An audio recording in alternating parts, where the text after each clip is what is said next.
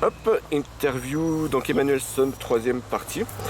Donc tu joues actuellement aussi dans un groupe qui s'appelle Whiskey of Blood.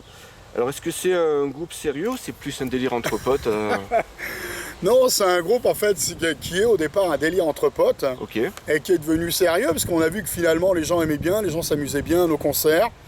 Et donc là on revient pareil avec un nouveau line-up, enfin Phil et moi avec un nouveau line-up.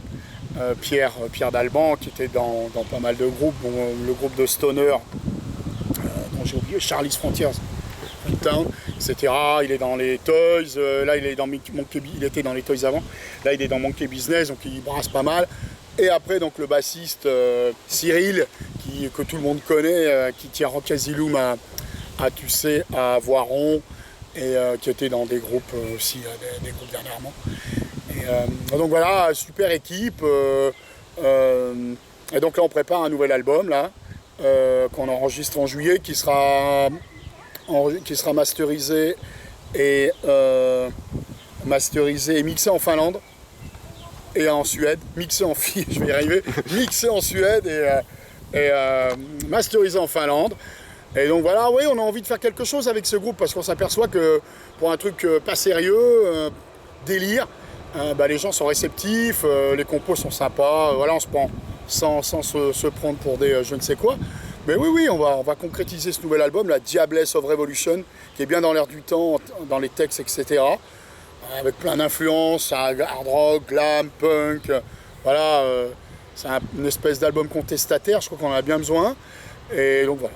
Oui, parce que en fait les vidéos que j'avais pu voir sur YouTube, c'était surtout beaucoup de reprises et tout ça, c'est pour ça que je me posais un petit peu la question. Non, maintenant c'est que de la compo. Enfin si, de temps en temps on fait une reprise des... Voilà, là on a fait une reprise des Cure, une reprise de Motorhead, une reprise de Faster Pussycat, mais non, là c'est compo, hein. D'ailleurs les albums c'était de la compo aussi. Reprise de Faster Pussycat, vous êtes peut-être les seuls, non, à faire ça? En France, ouais, aujourd'hui, autant... faut pas oublier que Guns N' Roses et Faster Pussycat ont commencé leur carrière en même temps. Oui.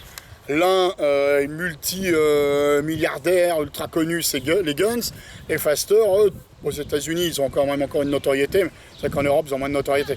Moi, j'adore. Après, ils n'ont pas du tout la même carrière. C'est vrai que Faster Pussycat, ils ont fait 3 albums géniaux.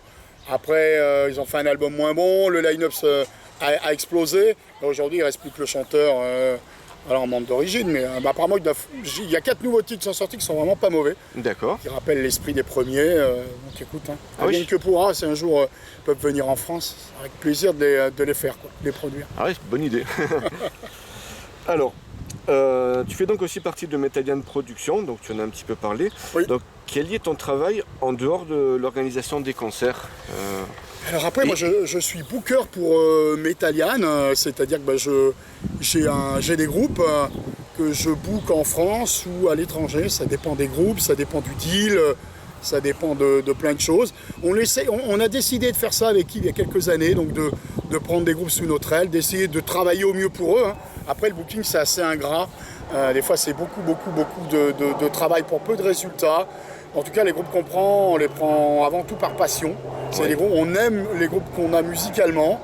Et après, derrière, on essaye de se battre pour eux. Voilà. Donc ça, c'est vraiment un travail avec une évolution lente. Hein. Une évolution vraiment lente. Mais oui, content aussi de cette autre branche de Metallian.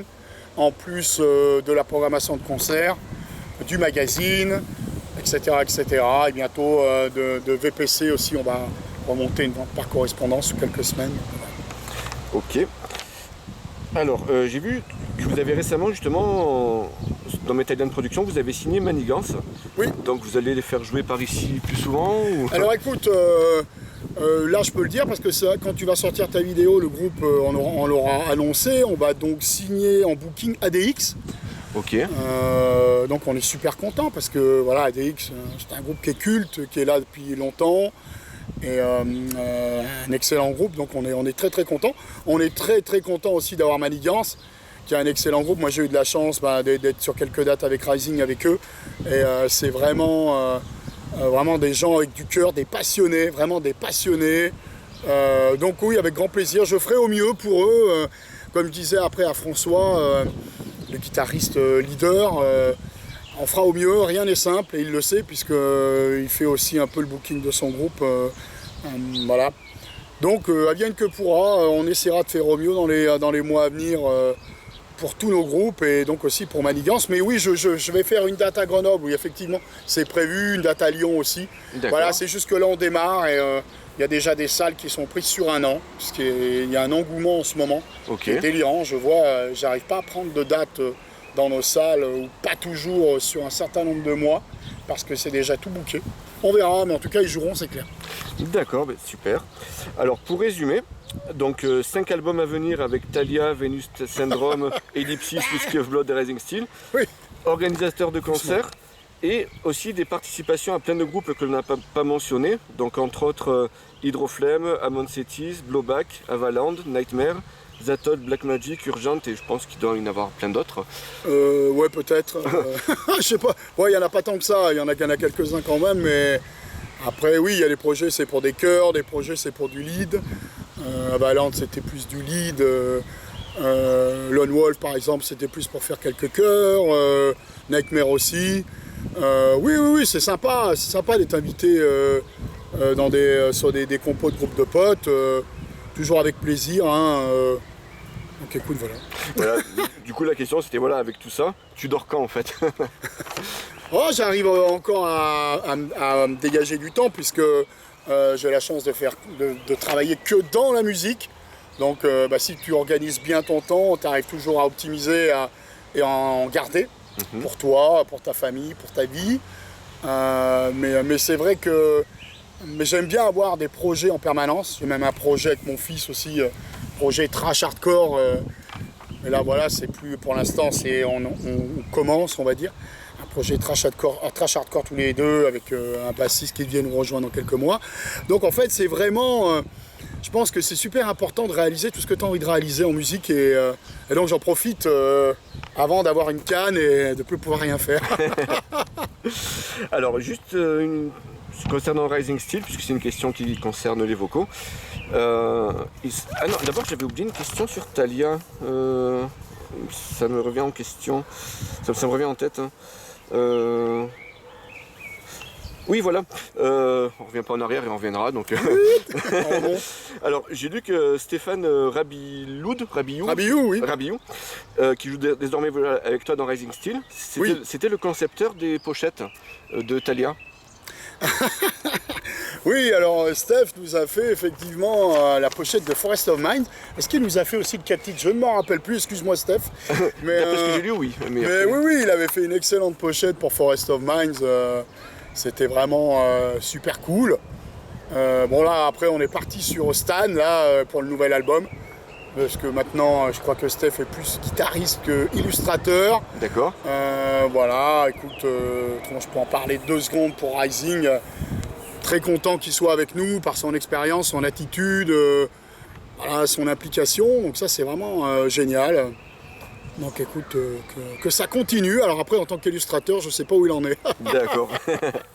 Alors concernant Rising Steel, sur votre dernier album Beyond the Gates of Hell, il semble y avoir une confusion sur le titre Death of a Vampire.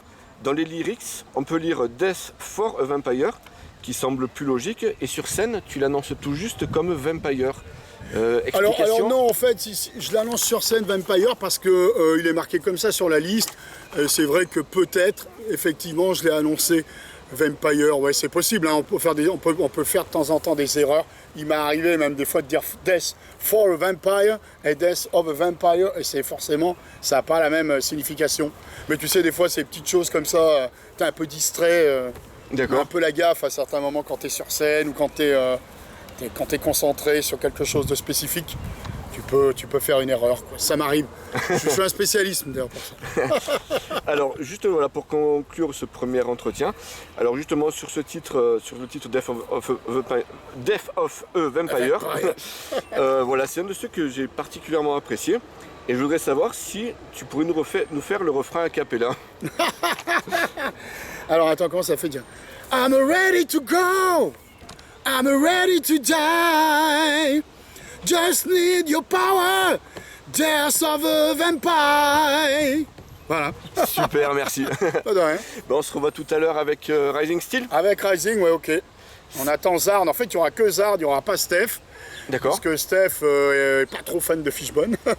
Ah ok. Mais ouais, il y aura Hazard qui doit arriver vers 18h30 normalement. Donc, Ok, bien. à tout à l'heure. On l'attend et on lance ça.